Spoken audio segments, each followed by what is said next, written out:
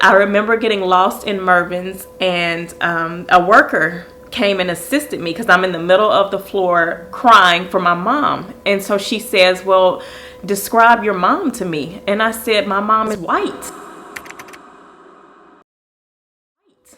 You know, because she was so much more lighter than me, and because that was embedded in me that we were two different colors, I didn't realize, you know, that there were different shades of black. I think being dark skinned, there were a couple of things that happened here and there that I didn't really take notice to. It would bother me and it hurt my feelings, but I didn't realize the impact that it had on me until much later in life.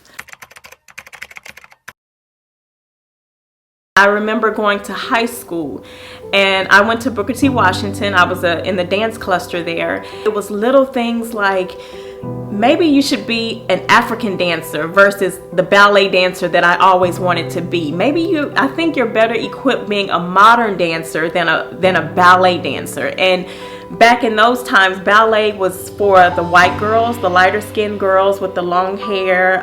They had a certain body type. So I was always said to do African. Maybe you should consider African dance.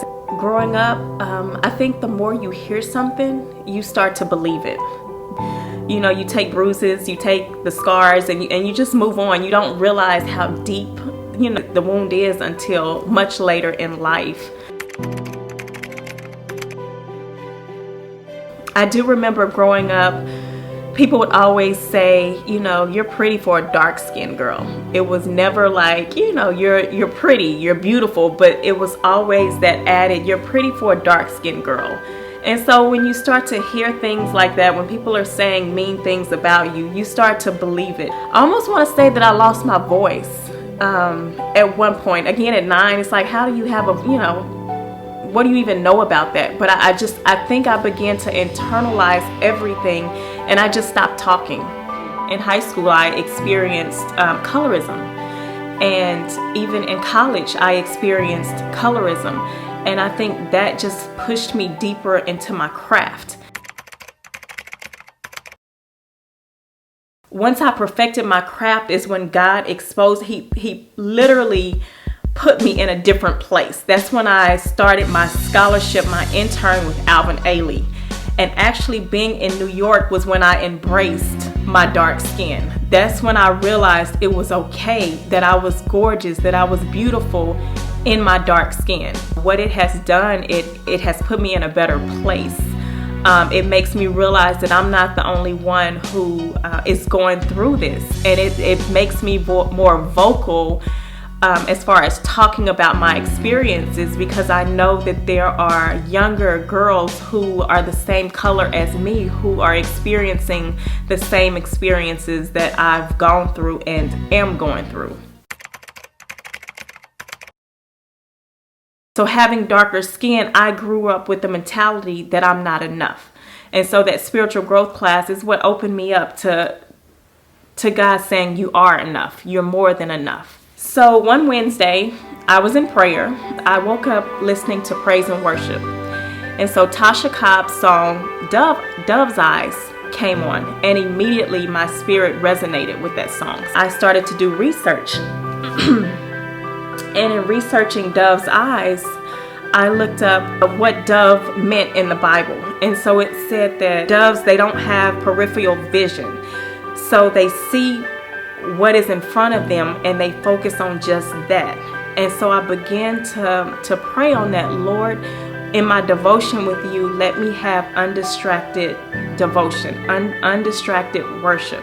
I said, well, Lord, where do you talk about dove's eyes? And so I went to the book Song of Songs, and I looked up, I read the first chapter. I got to the 5th verse, and it said, dark am I, yet lovely, daughters of Jerusalem, dark like the tents of Kedar, like the tent curtains of Solomon.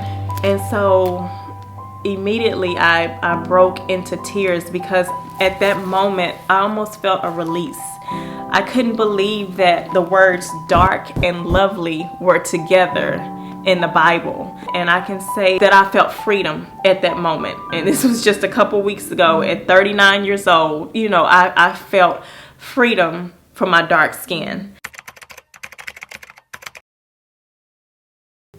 I know because it's written that I am dark and I'm lovely, but I still have those moments of insecurity when, you know, I still have trouble processing with my dark skin.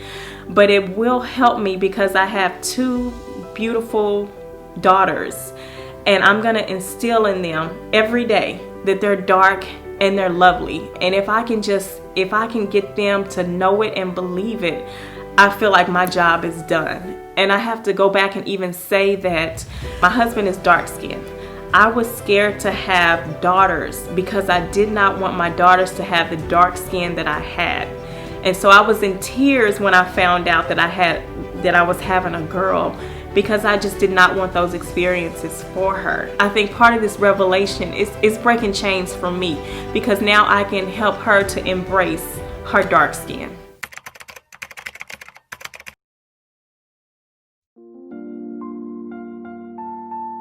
Arima and Amara, you are beautiful. You are gorgeous. You are a child of God, and it is written in His Word that you are dark and you're lovely.